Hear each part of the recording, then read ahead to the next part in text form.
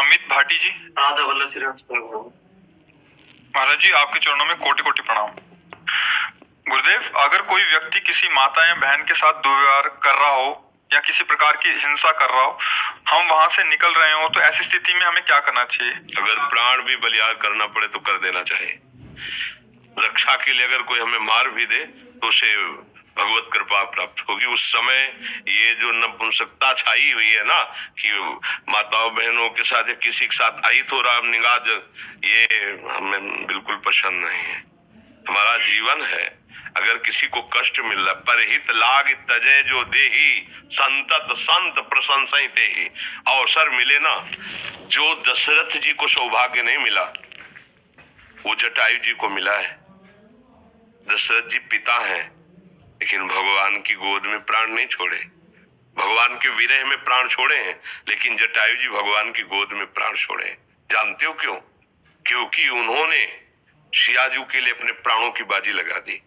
सियाजू को रावण हरण कर लिए। जानता है जटायु कि मैं रावण के सामने क्या हूं, बड़े बड़े दिक्पाल कांपते हैं, लेकिन एक पक्षी जटायु अपने पंख को प्रहार से उसको रावण को विचलित कर दिया। चोंच पंजे पंख के प्रहार से कि तुम्हें माता को नहीं ले जाने देंगे, सीता जी को नहीं ले जाने देंगे। उस चंद्रहास के द्वारा पंखे काट दे, व्याकुल होकर गिर पड़ा। हा राम। आगे पड़ा जटायु, देखा चितवत राम चरण की रेखा। भगवान ने गोद में उठा। अंत्येष्टि के अंत समय उसका भगवान की गोद में प्राण निकला। और जो दशरथ जी की अंत्येष्टि क्रिया भरत जी ने की, राम जी ने स्वयं अंत्येष्टि क्रिया जटायु जी की। समझ रहे ना? दूसरों की रक्षा के लिए यदि हमारे प्राण भी चले जाते हैं तो हमें भगवान की कृपा प्राप्त होगी। इसमें नहीं, ये आज बहुत ही निंदनीय वृत्ति आ रही है, कायरता जिसे कहते हैं। ये बहुत किस बगल में हम देख रहे हैं कि दुर्व्यवहार कर रहा है, वो इसे पीड़ा पहुंचा रहा है, और हम अपना सर झुका किस लिए चले जाते कि मेरा तो नहीं ना, वो मेरी बहन तो नहीं ना, मैं तो सुरक्षित हूं ना।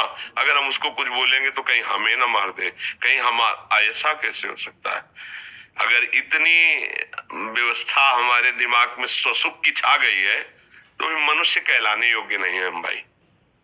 पशु कहलाने योग्य, मनुष्य तो कहलाने योग्य नहीं है। एक बार अपने स्वरूप में आ जाओ, भगवान के अंश हो, एक बार आ जाओ। मरना एक बार है, 100 बार नहीं।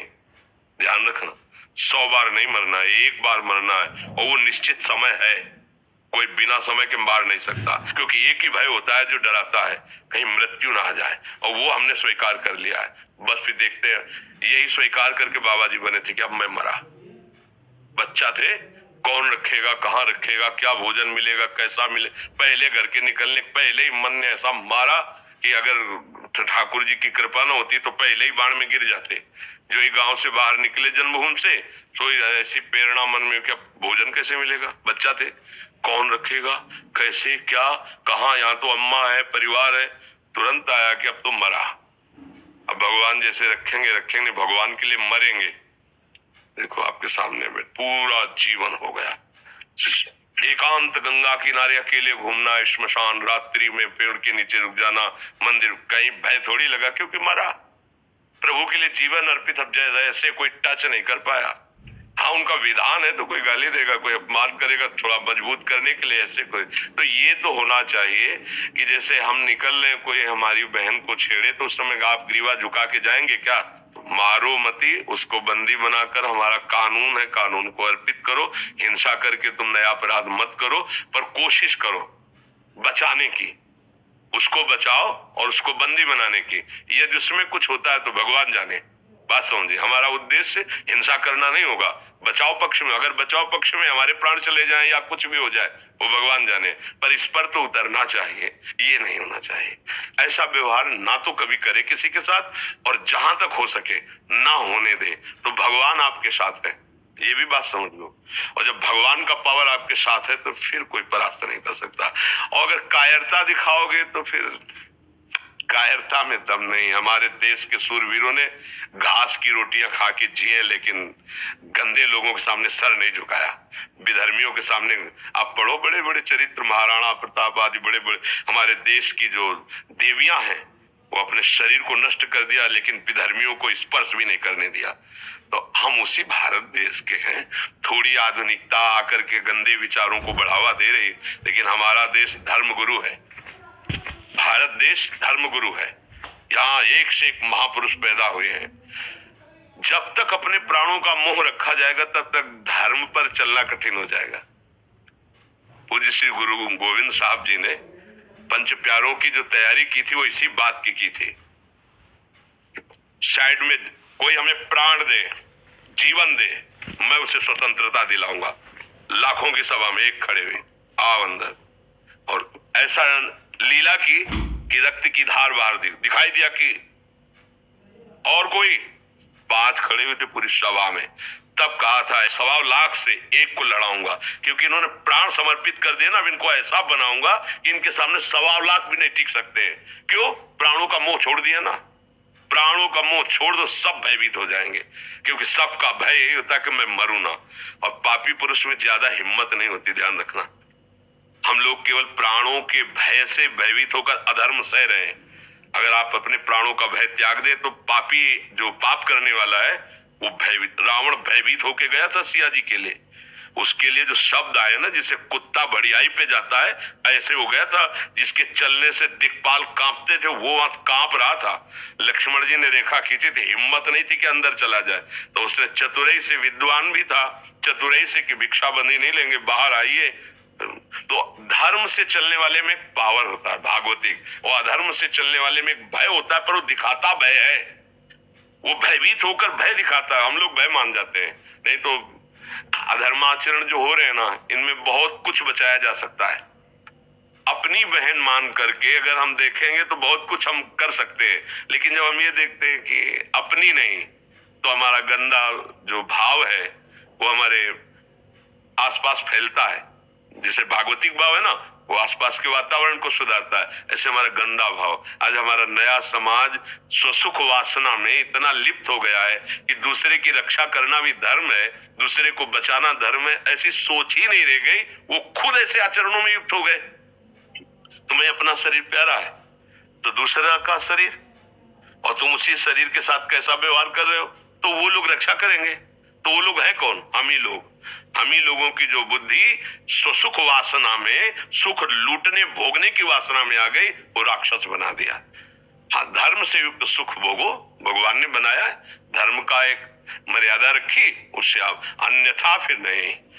इतना तो मनुष्यता होनी चाहिए, इतनी तो होनी चाहिए। अब वो धीरे धीरे न शास्त्र स्वाध्याय है, न धर्म का परिचय है, न जितेंद्रियता, तो दमाई नहीं रह गई है। लगता भैया अपने प्राण बचाओ, आज हो रहा है होने दो। ऐसा कितने दृश्य आप देखोगे जिसमें सामने लोग खड़े देख के मुंह फेर के चले जा रहे हैं। अगर वो 4 लोग जा रहे हैं और लौट करके देख ले तो उसकी लघुशंका निकल जाएगी, क्योंकि खुद भयभीत है।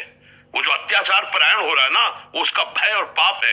तुम केवल एक बार आंख टाइट करो, उसकी होश उड़ जाएंगे। पर अपने लोगों के अंदर वो बात नहीं रह पा रही।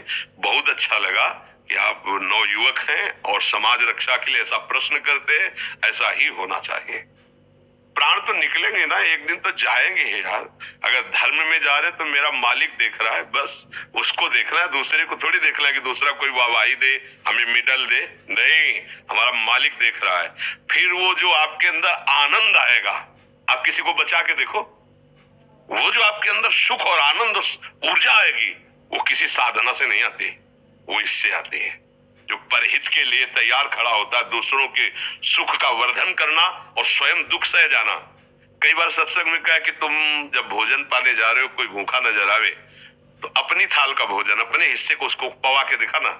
जब वो पा ले फिर आप अपने हृदय में देखना, जीवन भर पाते रहो, ऐसी शांति और शीतलता नहीं आएगी जैसा उसको पवाले से आएगी। कोई गरीब भूखा है, अपने हिस्सा अन्न का दे दिया, और अगर कोई कष्ट में आपने बचा लिया तो भारी विपत्ति जो तुम्हारे ऊपर कभी भी आने वाली होगी, उस समय भगवान तुम्हें बचाएगा, क्योंकि तुमने किया ना ऐसा अच्छा कर्म। हाँ, जो अरे तो फिर वो भी कहेंगे अरे भोगो अपने कर्मों का फल। हमें बहुत अच्छा लगा, क्योंकि आज हमारे समाज में ना ये प्रश्न है और ना इसका उत्तर है। बहुत चिंतनीय विषय है। आज हमारे समाज में ना ये प्रश्न करने की हिम्मत रह गई है और ना इसका उत्तर देने की हिम्मत रह गई है। अगर उत्तर की और प्रश्न की ये वर्षा होती रहे तो हमारे नए समाज में जीवन आ जाएगा। हमारा नया समाज, आप हमारे देश की शान है। अगर आप लोग अपने आचरणों को गिरा देंगे, देशभक्ति की निष्ठा नहीं, समाज भक्ति की निष्ठा नहीं, धर्म भक्ति की निष्ठा नहीं, तो फिर पशुवत आचरण को तो आचरण नहीं कहते। फिर हमारी पशु में क्या भेद वृत्ति रह गई? वो जो खा पी रहा है, भोग रहा है, बस उतना ही। हमारा क्या जीवन? हमारा जीवन ऐसा कुछ होना चाहिए जो उनसे विशेष हो, विशेष जीवन हो। इसलिए हमें मुझे बहुत अच्छा लगा, आपकी भावना को प्रणाम करते हैं और सब ऐसी ही भावना से युक्त बनो। अपने जीवन में कम से कम किसी के काम आ गया जीवन ना, माता पिता भाई बंधु पड़ोसी परिवार देश। देखो ना, हमारे देश के वीरों को देखो, जैसे लोग ब्याह में नहीं प्रसन्न होकर के खुशी होकर जाते हैं, ऐसे फांसी पे चढ़ने के लिए तो विदेशियों के दिमाग काम नहीं करते कि भारतीय है क्या चीज। वंदे मातरम फंदा चुमा और गले में डाल करके झूम गए, देशभक्ति में झूम गए।